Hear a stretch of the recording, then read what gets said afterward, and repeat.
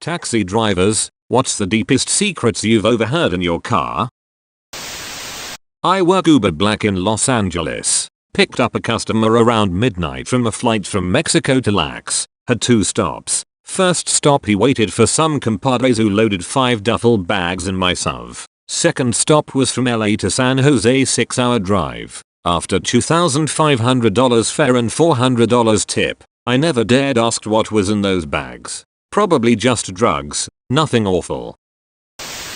An 18-year-old lad, regular customer, was stressing over his exam results and told me seriously if he'd failed that his life was over and he would commit suicide. He was completely serious. Apparently his parents had been putting string pressure on him. I brought him home and called his father out of the house. By this time the poor lad was in tears. I said to him that he should tell his dad what he'd told me. By this time the father was distraught. I let them both talk for a bit right there and then the father got him out of the car and brought him inside. The update was that he told his parents the whole story. They were horrified and got him into therapy. I've no idea whether he passed the exams or not, but I do know he was alright afterwards. I was very shook up about it. The situation could easily have gone wrong and I take no credit at all. When my dad was driving a taxi in the 80s, he said he picked up Meatloaf with a giant stuffed alligator at a bar. While stopped at a light, Meatloaf offered him cocaine from a hidden pouch in the alligator that was also stuffed with more cocaine and cash. I carried 2 medical professionals once and one of them talked to his colleague about that time he was kindly kidnapped out of the hospital by 2 guys that took him to a mansion outside the city and asked to examine the heart condition of a man who seemed to be a local mafia boss that was wanted from the law. They somehow provided him with all the tools and help and made him operate the boss. They finally let him go and paid him with a big sum of cash, saying they would contact him again for anything else. He said it was the scariest yet most interesting experiences in his life. And people who work in hospitals apparently have some mad orgies off duty. My uncle was a cab driver in LA. One day he picks up 2 guys who then discuss a murder they are going to commit. After a while they begin discussing whether they should also kill the cab driver because he heard them talking about the plan and could identify them. They eventually decided not to, but that was the day my uncle decided to stop being a cab driver. I worked incident support for a kinda shouldn't name ride company that rhymes with Shuba. It tended to be either rider complaining a driver did X to them or a driver complaining a rider threw up in their car, etc. This one dude called incident support to tell us that following picking up a fare, a dude with 2 huge duffel bags in the boot, his car was written off and therefore couldn't work the aforementioned car. Turned out the dude had gotten a ride at 2 AM, put the duffel bags in the trunk, told the driver he'd done something he really regretted but couldn't go back on, took the ride to an underpass with a river and threw the duffel bags into the river. Driver called the police first, mostly to tell them the dude was being weird as hell. After a brief search of the river for the bags, the police found Ryder's murdered cut-up girlfriend in the bags. The smell was so bad in the car that the cleaning crew couldn't remove the smell or stains after the police forensics exam. The insurance company wrote off the car.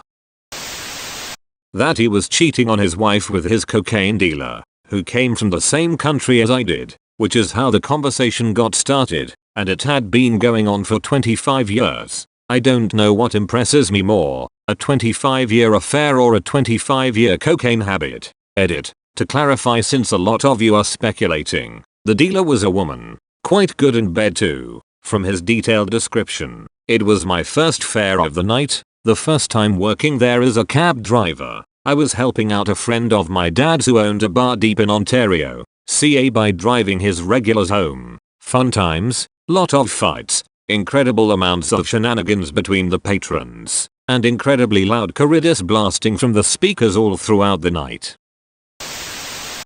When a girl told me she taunted her gay longtime friend to try out having straight sex with her just to find out the difference, as she herself is bisexual, the guy finally gave in and liked it. They did so one more time and that's it. Sad part is that she just found out the guy is now going out with her best friend and is now swearing to be straight. She regrets having converted him to straight and now doesn't know whether she's jealous of them or truly in love with him. Asked for my advice on how to break them up without being judged.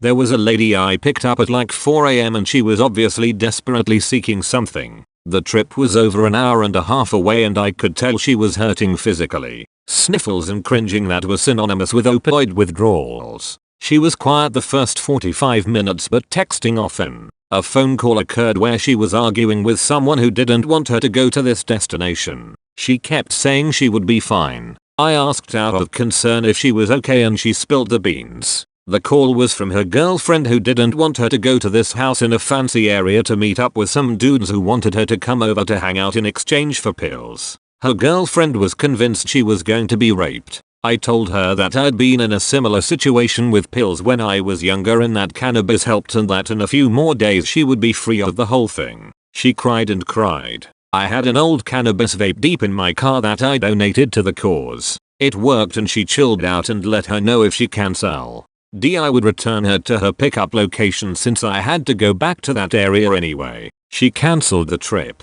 She slept the whole way back. I hope she made it out of that addiction. Those places really feel hopeless when you don't know how to get out.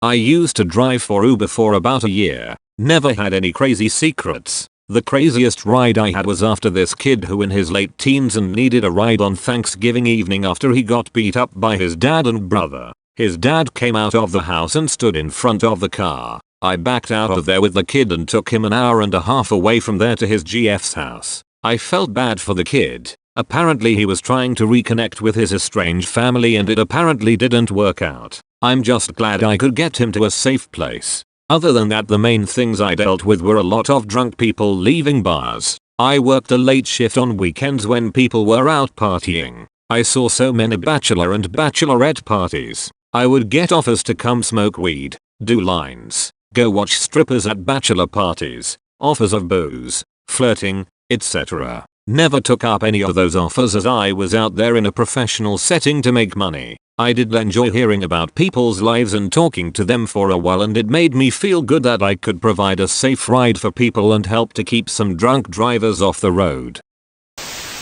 Flip side of the coin. Uber driver once told me and my so that she had been the victim of satanic ritual abuse as a child. She was nice enough but clearly a little unbalanced and either looking for attention or a legitimate product of all satanic panic nonsense back in the day. Did you give her a rating of 6.66?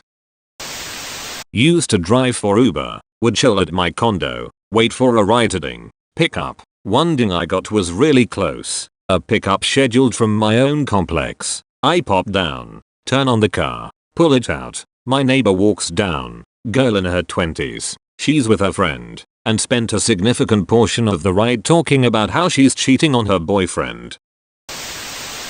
A woman who was pregnant with twins and also a heroin addict. She always got a ride to what I assume was her dealer's house. She offered me one if her unborn babies, but I could only have one because she already traded one for drugs. People unload on cab drivers all the time, but this one stuck with me. You've reached the end. The best kept secret is this channel. Like and subscribe for more videos.